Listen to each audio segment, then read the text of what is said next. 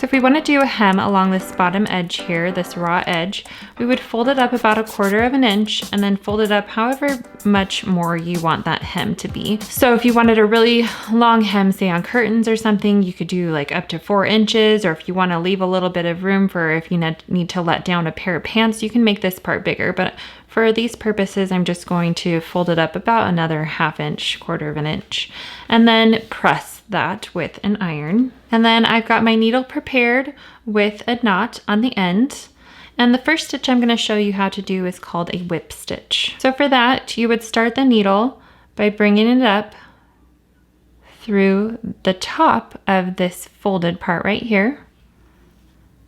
And then the knot will catch it in the back. And so I've got nothing on this side. That's all on the inside here. So then we're going to come at an angle from where we brought this up. I'm going to catch just the tiniest bit of thread right there, maybe like 1 or 2 threads, and then bring that through.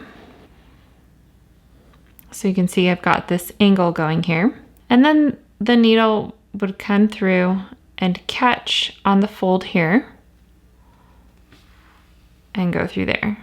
So normally I would do that all in one motion, but just for the demonstration purposes, I wanted to show you where the thread's going. So again, we're gonna come at an angle from this spot here, catch just the tiniest little bit of thread here, and then turn, and then come up through the fold right there.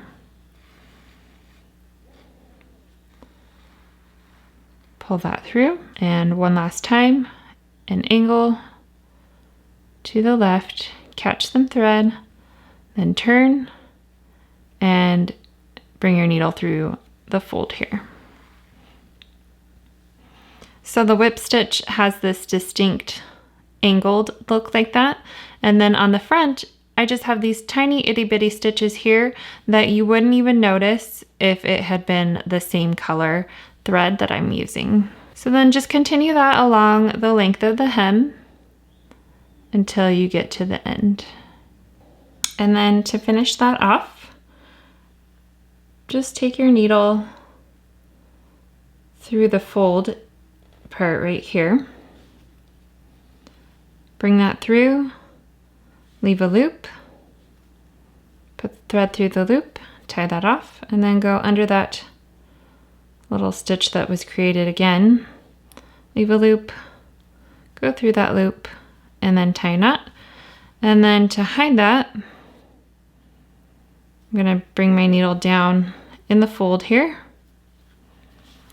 bring it up inside the fold, and then cut off as close to the fabric as I can, and then it'll disappear. And that's how you would sew a whip stitch.